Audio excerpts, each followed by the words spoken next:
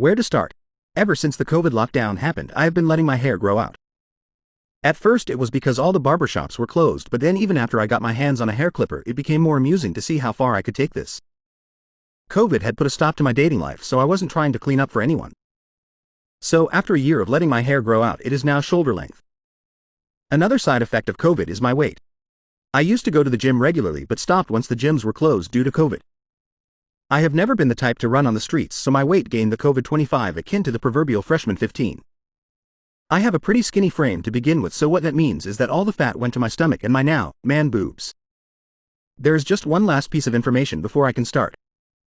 I am the type of Asian that has trouble growing facial hair.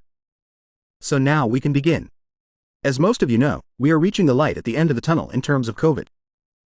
Most states are relaxing their lockdown restrictions and my gym finally reopened last week. Eager to get back into shape, I went on the first day of the reopening. I do my thing on the machines and maybe pushed myself a little too hard, or perhaps I am just that out of shape because I was a complete mess by the end of my workout. I make my way toward the men's room, but this cute gym employee who was sanitizing the water fountain in between the men's and women's room intercepted me. She said, "You can use that one," pointing to the women's room, and in my exhausted and muscle already starting to ache state, I only thought perhaps there was something wrong with the men's room and that they closed it off. So I go in the women's room. It was empty because the gym just reopened, and I take care of business.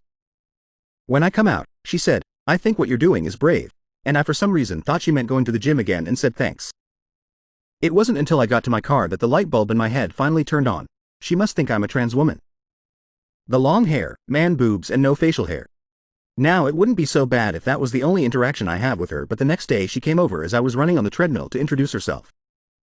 And because I have been going to the gym almost every day, since I'm serious about getting back into shape, she and I have developed a sort of friendship.